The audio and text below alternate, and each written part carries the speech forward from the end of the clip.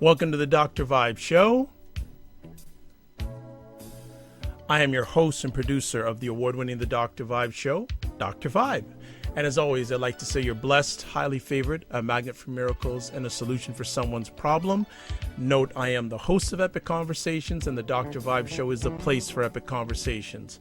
Also, know that I am a certified empowerment coach and president and CEO of Express Your Vibe Coaching and Communications. And we continue in our series, Learn to be a Coach, with my friend, mentor, good guy, and master coach, Steve Kijes. He's the co-founder of the CoachTrainingAcademy.com and has been coaching and training coaches for over 15 years. In these series of conversations, we will explore many of the nuances and perspectives of being a professional coach. So welcome as always. Steve, how are you? I'm doing great, Dr. Vibe, and how are you doing? I am blessed, highly favored, a magnet for miracles, and a solution for someone's problem. Always great to communicate with you, and always excited to learn and grow through your thoughts. Oh, well, thank you so much, and it's always a pleasure to be here and have a chance to sit down and look at our lives and look at a coaching and see if we can kind of help some people get a stronger understanding of this profession that we call coaching and why it is really revolutionizing people's worlds and helping people in their lives. So thank you. My pleasure, and I love how you emphasize the profession of coaching, because it is, when done right, it is a profession.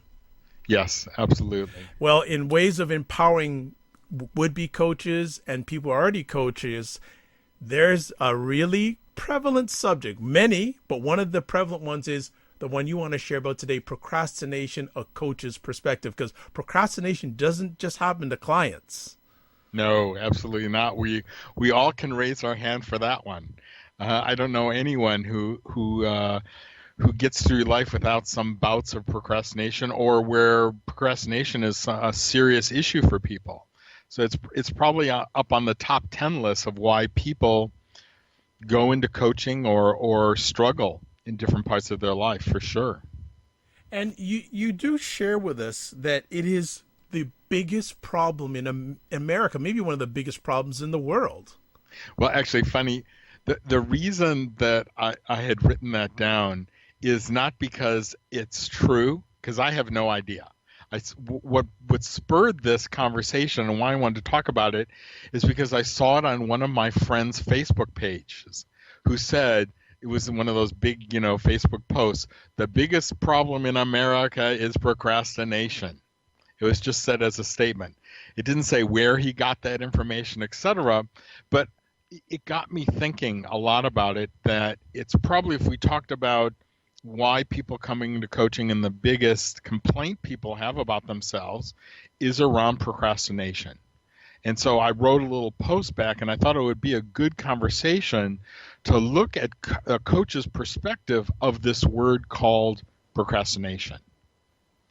So, one of the things as coaches, we are become linguistic experts. And what I mean by that is we pay a lot of attention to the words that we use, but also to the words that our clients use.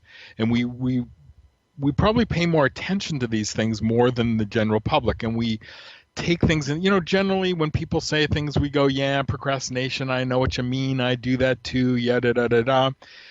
And what this does is it puts this word procrastination in kind of a big pile. It really doesn't, we don't know what does it mean to you, what does it mean to me, etc. It's kind of what we do. In NLP, we have a term called nominalization. And it's where we take a word that's kind of like, that is a verb, and we make it into a thing, into a noun. The way we know if we've done this, if we're nominalizing something, is we run a test. And that test is, can you buy it at the store? So if we walk into Walmart, can we go to the procrastination aisle and buy, 2 pounds of procrastination? Doesn't really work there. No, we can't. So we know that procrastination isn't a thing. It isn't a real thing that we can put our hands on, that we can touch. The same thing is of happiness. Happiness to all of us means something different. I've never tripped over a piece of happiness before, and I haven't seen it for sale at Walmart. Now, Sometimes you see people representing happiness. So we know the Coca-Cola ads, you drink Coke and you will have this thing called happiness. But to me, I've never actually experienced that. I've never had, a glass of Coke and go, wow, yes, I have this happiness myself, etc. So what we want to look at when we are coaching people is their language and what their beliefs are around these words. Because especially in nominalization, when we take something and we make it into a thing, it can cause a lot of problems for us, and it doesn't help us resolve those issues. For instance, one of the things we can also look into is the pharmaceutical and health industry. So now we have something that we call, let's say, ADHD. So, and a lot of us suffer from this now Yes, at different levels. Agreed. I can raise my hand there too. I have way too much going on, and I'm trying to multitask, triple task, quadruple task, etc. But now what we have diagnosis of you have ADHD, and it's almost like we take away our responsibility or how we can deal with that because now I have this. It's something that I have ownership of this. This is the same thing that we do. Well, I can't do anything about it. I'm a procrastinator. And we label ourselves a procrastinator. We can label, oh, well, me, I'm a control freak. And so now we have this label of control, and we make it in there. Now, in the pharmaceutical industry, there's been this push recently to take different things and put labels on them and then make psychological inferences to them. So I'm sure we've all seen those TV commercials about, do you get nervous speaking in public? Do you get nervous when you're at parties? Well, you suffer from the social anxiety disorder. And so now what we've taken this behavior around nervousness around other people, and we've created a noun. Now we know what it is. It's social anxiety disorder. And if you want to cure this thing, you take these medications to do it. Now, I don't want to be, I'm not picking on them. I'm not also saying that I'm not glad that we have doctors and we have medications and things for some of these disorders, et cetera, because I think they're very important. And there's certainly different levels that we all struggle with it. I mean, we can all go to a party of unfamiliar people and maybe get a little nervous about, networking and shaking hands and talking about ourselves, etc. But there's other people that have syndromes that are much more intense, that keep them locked up in their houses. And I'm certainly grateful that we have psychologists and psychiatrists, and we have pharmaceutical industries that can work with those. But when we're looking at procrastination, when we start owning one of those terms as a definition of ourselves. So tell me about yourself. Well, my biggest problem is I'm a procrastinator. That's how I define myself. This is where we get into problems that aren't going to benefit our lives and help us move forward in our life. So as a coach, I'm listening to those things. What labels are my clients putting on themselves? I have no willpower, so there's a label. I'm a control freak. I can't say no. I have to do whatever my partner says. These kind of labels that we say about our belief systems about ourselves.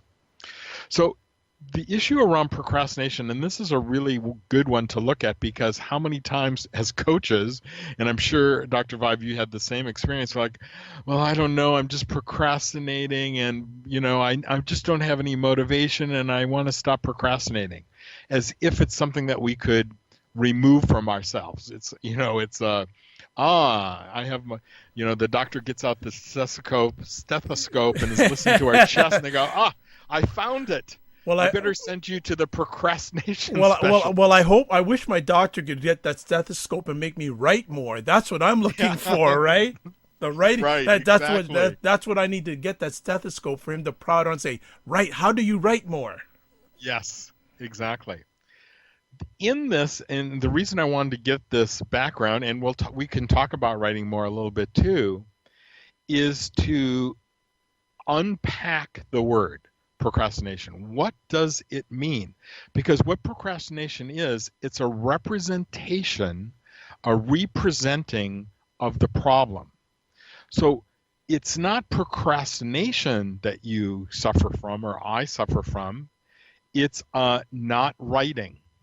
It's a not going to the gym. It's being in the career that I'm not passionate about. That's what it is representing. And as coaches, if we stick into the conversation around procrastination and et cetera, it's very difficult to get anywhere with a client. So the first step is to find out what is supporting your belief in procrastination. So how do you know that you're a procrastinator? Might be a question. Why is procrastination something that you would like to talk about or is an issue for you? What is this doing? So we need to take procrastination from the term to what is representing it. So this is where we get into the proof. Well, let me prove to you why I'm a procrastinator is I was supposed to write this presentation for next week, and I've known about it for a month, and I'm not doing anything. So the action is procrastinating, but what's not happening is they're not doing the writing. This is when we get to this with a client, now we actually have some meat on the bone. Now we actually have something that we can do, because now we can look at, so it's not I'm a procrastinator, it's I'm a person who is not working on this presentation they're supposed to do. And now we can start looking at this, because I can tell you, and I'll tell you the secret right now, almost always underneath procrastination is a fear of some kind. That fear could be, I don't know where to start. That fear could be, I don't know what to write. That fear could be, what happens if I write the wrong thing and my boss doesn't like it or people laugh at me? What if it's not good enough? What if there's all these beliefs underneath it.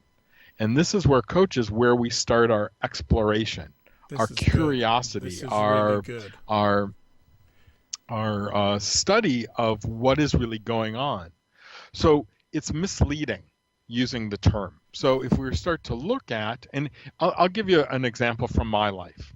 So, and maybe some people can have had the same issue. Too many emails in their inbox. Okay.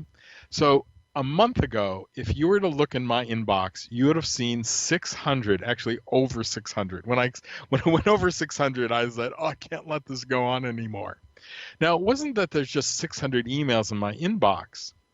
It's how those emails were, what it was doing to my life. So every time I'd come and sit down on my computer and I'd look at my email, I'd see that number 600, I'd get stressed out.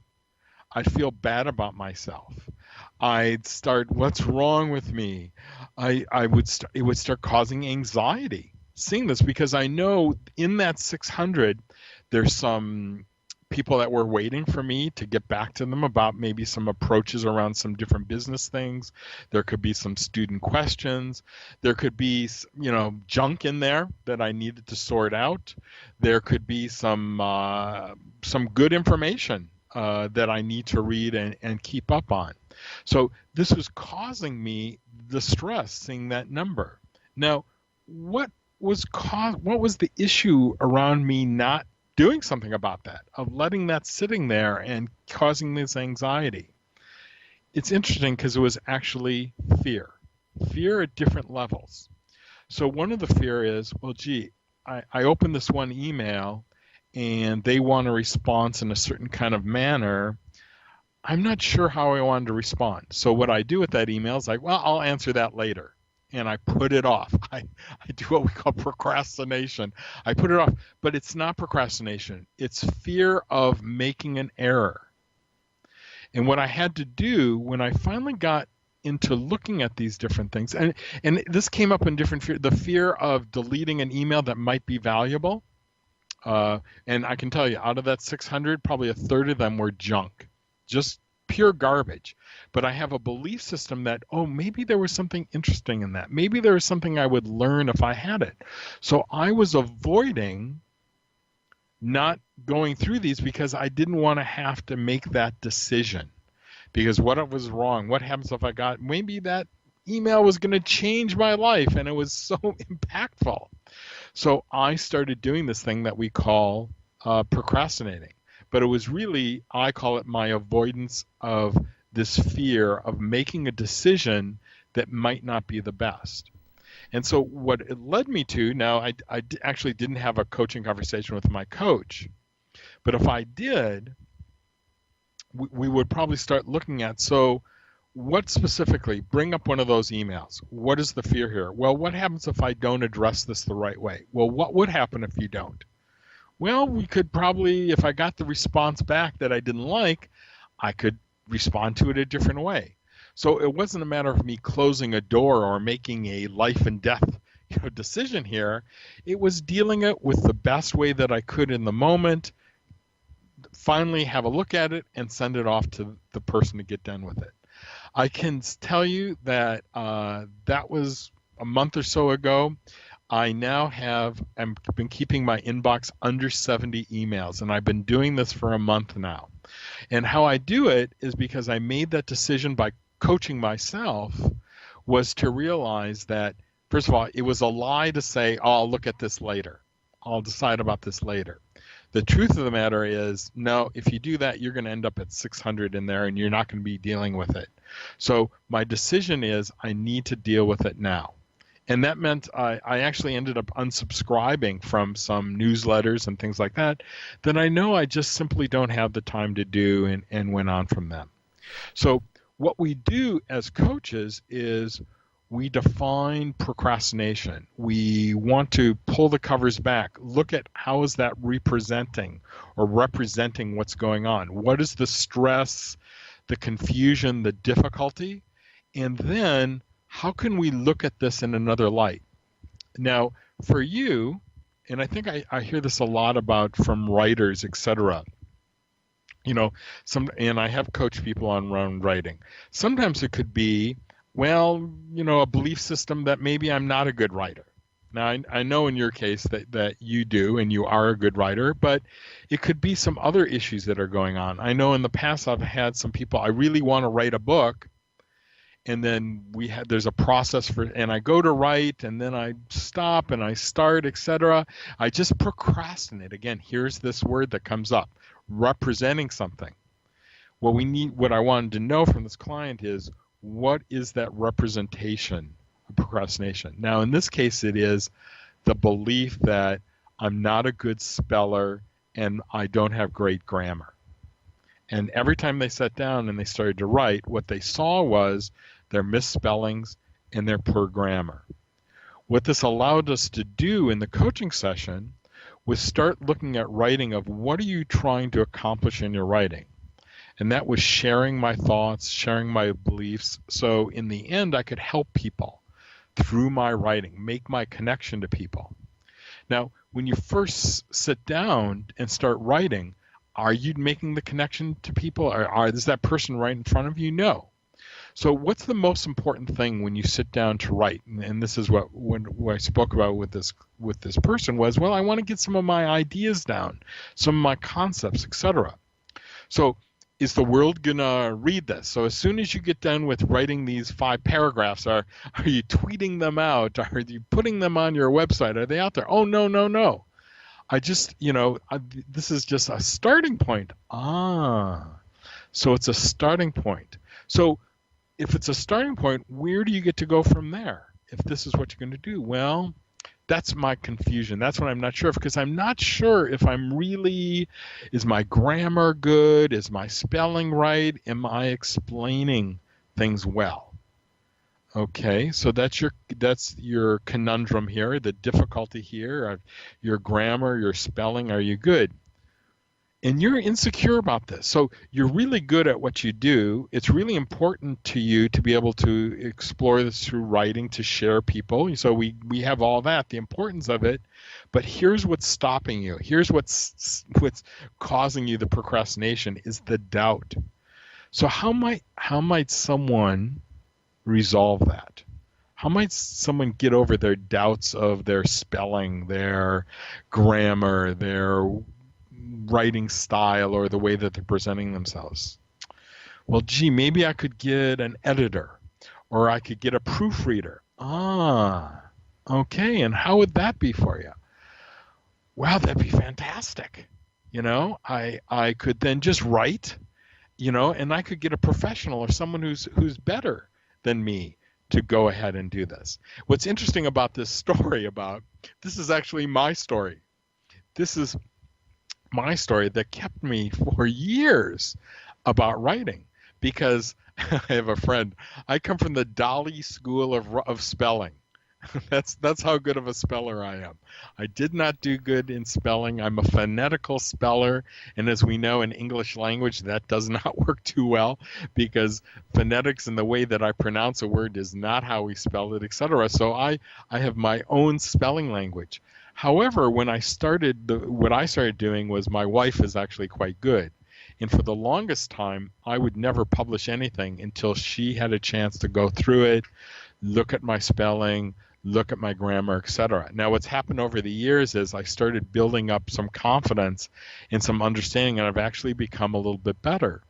But what was so much more important to me in my life was being able to express myself in writing, being able to connect with other people, and share this gift that I have around coaching with people and understanding how to coach and helping people in their lives. That's what kept me going. That's what helped me break through this. But it was really through having help from a coach to help me explore specifically what this was that was holding me back from my writing. Or, in the other case where I did the self-coaching around procrastination, of living with the stress of having an inbox with over 600 emails in it. Okay? Excellent. I'm going to throw this in. It may take us a little bit longer, but I get here when we're coaches, we should coach with procrastination. And correct me if I'm wrong here. We should be coaching the action, not the label. And the reason why I'm saying this is that a lot of people, I'm a procrastinator, but they're not paying attention to the action. They're more concerned about the label. Am I incorrect with that? No, I think that's very clear. I think that's when we have our label, and I define myself as a procrastinator. I define myself as someone with low self-esteem. Well, I can't do anything about it. I have low self-esteem. I can't do anything about it. I'm a procrastinator. I can't do anything about it. The doctor told me I have ADHD. Then what we do is we put ourselves in a prison. We feel like a victim. I can't do anything about it. It takes something that is maybe, I would call it subjective, and it turns into something that now that in our belief systems becomes an objective, a truth, that this is the truth about me. And if that's actually the truth, if the truth is that I lost a limb, if the truth is I'm dyslexic, if the truth is I am ADHD, if those are the truths, what does this mean? And is my understanding of that meaning actually the truth? Because we know, look at all the amazing things that people do out there. They could lose a leg and they can still be in the Olympics. They can still meet all their fitness goals. They can do things. If they would have the belief that now my life is over, now can't do anything with my life, well, we can see that's where that's where we create pain for ourselves, and where we don't reach our goals and we become depressed, and we don't live the lives that we really want to live in our life, is when we have these labels and we live into these labels. So exactly, the resolution, or where we go as professional coaches, is we want to pull back the covers on the label, have an understanding of what the meaning of this label is. I can't write. I'm not a good writer. That's my label. I'm not a good writer. What is not a good writer? First of all, why does that even matter to you? I'm not a good writer because I want to be a good writer. No one's going to hire a coach if they don't want to write. They have no interest in writing. I'm not going to call someone up and go, I have no interest in writing. I don't need to do any writing, but I need to hire a coach to help me write. Well, that makes no sense. That would not happen. So people call coaches, when they have a desire for something and they struggle to get it. And as coaching, what we get to do is we get to unpack, explore the belief, and then look at what is underneath that. So in this case, there are going to be beliefs around that. It could even be beliefs around time. I don't have the time. This is probably one of maybe the biggest problem in America is we don't have enough time. That might be another one that we could do that someone's going to write, I'll see on their Facebook page. Because we don't have enough time, how can we look at those beliefs? Is that really true? Enough time for what? Enough time in the meaning of something. Something that I learned, this was several years ago. I remember watching Dr. Oz just started doing his show. You know, he was with Oprah, and Oprah had him on doing, you know, the little segments, etc. And then he had his first show. And after a while, he did this show on fitness and health, etc. And he talked about how he was really into fitness. He used to go to the gym every day, work out all the time. And then as he became popular and very famous, and he had all these time constraints, he found himself not going to the gym. And months would go by, and he saw his fitness going down. Now his belief in himself started going down, thinking, oh, it's not that important to me. I guess I'm just going to get fat or gain some weight, etc. All these kind of things started happening to him. I'm procrastinating going to the gym. He became a procrastinator too. And what's interesting on this show was he had to look at this thing around time. Is I don't have enough time true for him? Now, it's true that his schedule has changed. It's true that he had all kinds of extra pressures on him. But the truth of the matter is, did he have enough time? Well, first he had to look at what was his definition of time. And he came to the realization was he was an all or nothing thinker. That yes, I don't have time to go to the gym for an hour because it also takes him 15 minutes to get to the gym. He has to do his exercise and then 15 minutes to get home, and he has to shower. You know, it was an endeavor. I don't have time for that. So that was true. That was the reality of Dr. Oz's life then. But then what is my reality in time? Well, I don't have an hour. What do I have? And it was interesting that he started out with, he said, do I have time for a half hour? No, I don't. Do I have time for 15 minutes? Maybe. Well, how about 10 minutes? Can I do 10 minutes worth of exercising? And first of all, he had this objection that comes by. You know, this was a really great show because he talked about what went through his head. He said, well, if I only do 10, then why bother? You know, it's not going to do anything. And he decided for that minute, he goes, well, I don't know where this is going to lead. Maybe 10 minutes would help. So I commit for the next 2 weeks to do 10 minutes. And he made it a rule that the first thing that he had to do was he got up in the morning, his alarm went off, he ran to the washroom, did his thing, came back to his bedroom, laid down on the floor, and started doing sit-ups. And he would do calisthenics for 10 minutes. That's all that was to meet this goal. And what happened was over weeks and months was it started building his belief, and he got reattuned to his belief around exercising and how important it was. And he grew from there. Instead of 10 minutes, then it was 20 minutes, and it was 30 minutes. And then he started making more room for it. So again, if he would have stuck with his label of I'm a procrastinator, I don't have enough time, the belief system, he would have never made any progress. But because he explored what happened underneath it, and he allowed himself permission to start at the level that he was able to, he was able to make great leaps and bounds. One of the a movie that a lot of times I recommend to my clients and to a lot of our students was an oldie called What About Bob? And maybe you can remember this. It's probably, I don't know, 15 years ago. Yeah, it's a good movie. Richard Dreyfuss and Bill Murray. And it's a comedy. And it's Richard Dreyfuss is the psychiatrist and Bill Murray is his patient. And what I remember about this movie is Richard Dreyfuss wrote a book called Baby Steps. And they do this kind of cute little scenario around baby steps.